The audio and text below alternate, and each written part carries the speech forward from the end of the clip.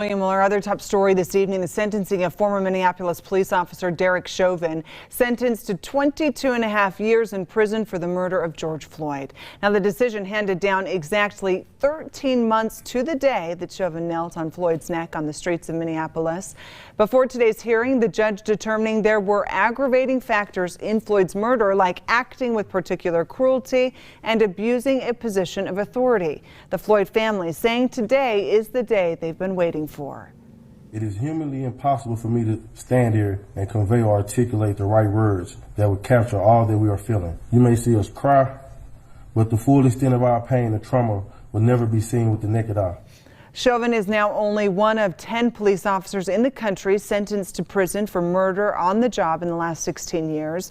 However, officials do say the defense is widely expected to appeal. It's a case that caught the attention of people all across the country, including here at home. ABC4's Nick McGurk live in Salt Lake City tonight with more on how Utahns are reacting to today's sentence. Nick.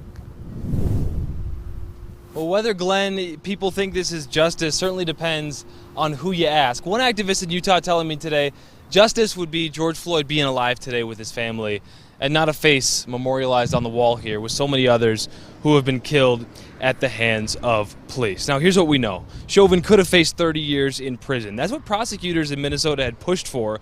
But he also could have been in prison for just 12.5 years. Those are the minimum sentencing guidelines in the state.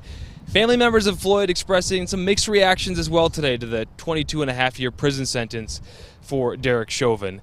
Some saying it was a slap on the wrist, others suggesting this is a sign of progress and healing. As long as the family can feel that they can have some closure with the sentencing today, I believe that it is our responsibility to respect that.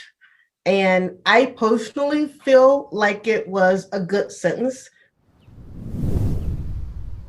Back live here in Salt Lake. Another activist telling me today, this would have been the 19th birthday today of Tamir Rice, who was killed at 12 years old in Cleveland, Ohio. That activist texting me certainly a little bit more, saying this is a reminder to keep working collectively for justice and safety for all. Live in Salt Lake, I'm Nick McGurk, ABC4 News.